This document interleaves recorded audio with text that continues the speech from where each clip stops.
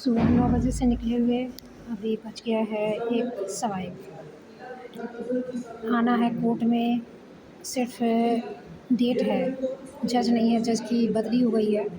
दूसरा जब तक आएगा नहीं, चार्ज लेगा नहीं, तब तक ऐसे ही डेट आते रहेगा, वो भी ऑफ़लाइन आई थिंक, ऑनलाइन नहीं। और वो कैसे मिस होता है कि पकड़ा जाता है, आपको कोई उसका माने अता-पता नहीं चलेगा। तो चूँकि ऑनलाइन ये नहीं, कोर्ट पे नहीं देगा कि कौन-सा डेट है नेक्स्ट, तो आपको उसके लिए ही यहाँ वेट करना है। तो उसी वेट के लिए करने के लिए हम बैठे हुए हैं। अभी सवा 1 हो गया है। अ, रात में मेरी नींद नहीं हुई थी। सुबह 6 बजे मेरी नींद खुली। मैं सोची थी 1 घंटा सो जाऊँगी, लेकिन करीब 8 बजे मेरी नींद खुली। तो 9 बजे तक मैं तैयार-वैयार हुई, वहाँ से निकली, पहुँची और जो बातें हुई वो तो मैंने रिकॉर्ड किया है। उसके बाद सिर्फ़ एक उपस्थिति देना था, जो देना होता है, और नेक्स्ट डेट के लिए यहाँ बैठे रहना है। ये है सिस्टम। और इस सिस्टम के बियॉन्ड, इस सिस्टम से अलग, इस सिस्टम से डिफरेंट कुछ अब भी आप नहीं कर सकते हैं। आप एक साधारण भारत के नागरिक हैं। ये सारी सभ्यता यदि आप चुपचाप सह लेते हैं, उसके बावजूद आपको सही तरीके से बड़े बाइज़्ज़त कि आप बहुत सभ्य हैं, बड़े सहनशील हैं, आपको कहीं कोई न्याय-वाय नहीं मिलती है। हो सकता है ऐसे आप बरसों पीसते रहें, पीसते फिर जो चीज़ें अक्सर हम न्यूज़ में देखते हैं कि किसी को 40 साल बाद न्याय मिला, कोई 40 साल जेल में रह गया, 5 पैसे की बात थी, तो कोई निर्दोष साबित होता है, तो कोई कुछ। वैसे ही आपकी कहानी बन सकती है। अदरवाइज़ यदि मैंने जैसे बद्री चौपाल को बचाने के लिए जो कॉम्प्रोमाइज़ का जो प्रेशराइज़ किया जा रहा है मुझे, तो वैसा यदि मैं मान गई, तो फिर आप कॉम्प्रोमाइज़ कर लीजिए और आगे अपना लाइफ़ या तो नौकरी कीजिए या नौकरी छोड़िए या जो कीजिए। फिर ज़िंदगी में यदि कभी ऐसा कोई वाक़या हो जाए, फिर आपको फँसा दिया जाए कुछ, तो फिर वहाँ से भी आप कॉम्प्रोमाइज़ कीजिए, आगे बढ़ जाइए। क्योंकि न्याय यहाँ पर मुझे नहीं लगता कि लाखों लाख केसों में कहीं न्याय मिलता है।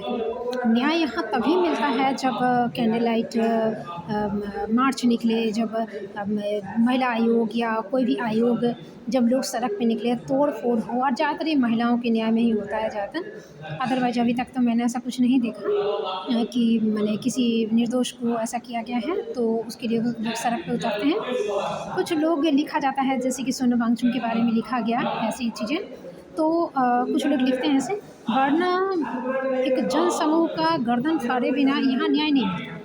जो भी केस हैं दबे हुए हैं, जैसे आज ना दरभंगा में इतनी सारी जो मेरे प्रश्न हैं उसका जवाब देते ना जज को बन रहा है, ना पेशकार को, ना टाइपिस्ट को, ना किसी वकील को, ना कुछ। मेरे किसी सवाल का जवाब ये खौड़ा के, भाग कर, दाँत पीस कर नहीं दे पाते।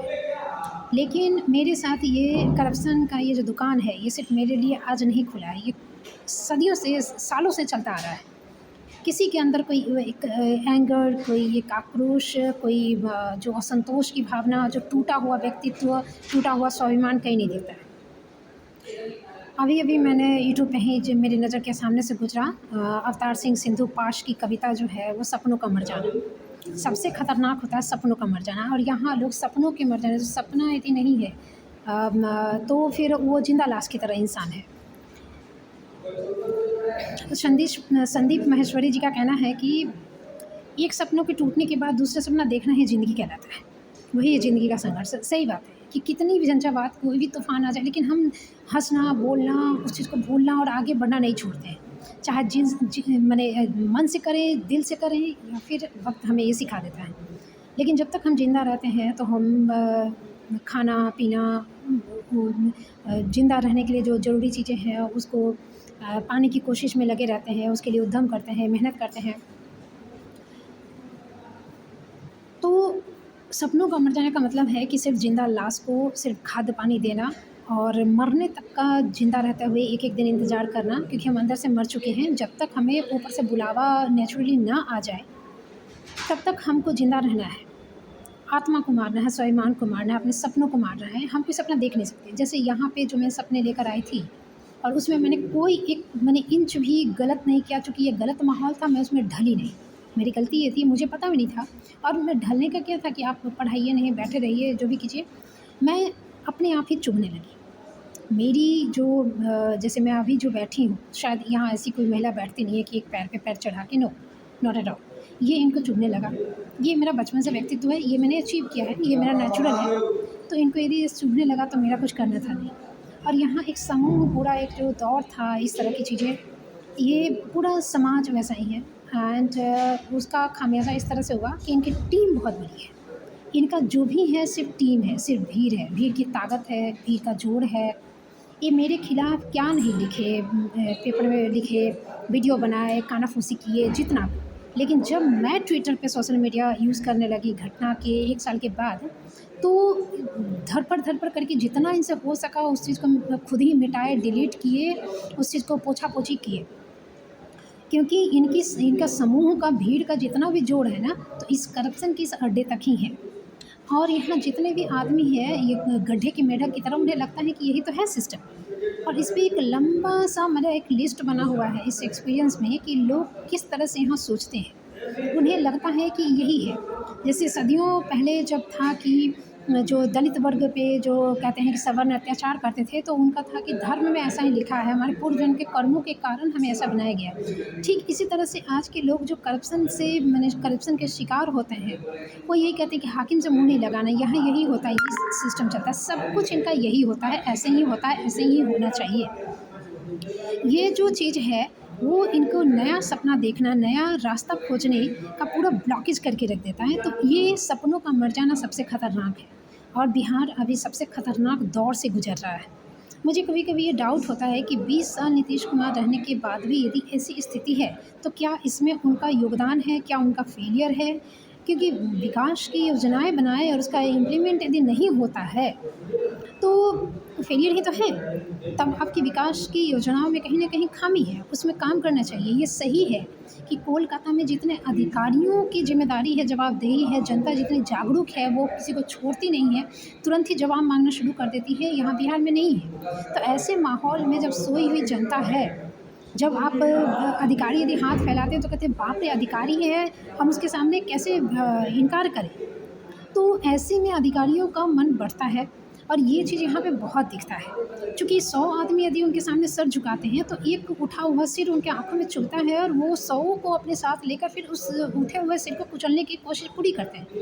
तभी देखिए कि मैं 2 बार जेल चली गई और बद्री चौपाल का अभी तक कुछ नहीं हुआ। मेरा सस्पेंशन हुआ, 2 बार डिप्यूटेशन हुआ। सस्पेंशन के दौरान के जो पैसे थे 50% मिला था, सस्पेंशन तोड़ने के बाद भी वो नहीं दिया गया। साथ ही अभी तक जो डिप्यूटेशन के ऊपर जो मेरे सवाल थे उसका ना जवाब दिया गया, ना डिप्यूटेशन तोड़ा गया। एक डिप्यूटेशन के बाद दूसरा डिप्यूटेशन किया गया, और उसमें धमकी दी गई कि कार्रवाई की जाएगी, तो कार्रवाई की जाएगी तो करो, रुका कौन? मैंने नौकरी छोड़ दी है, तो आप यदि उस सवालों के जवाब देकर या तो हम नौकरी छोड़ते या फिर आप बर्खास्त करते। ये लटका हुआ है बीच में कि मैं तब तक के लिए नौकरी छोड़ के बैठी हूँ जब तक न्याय नहीं हो जाए।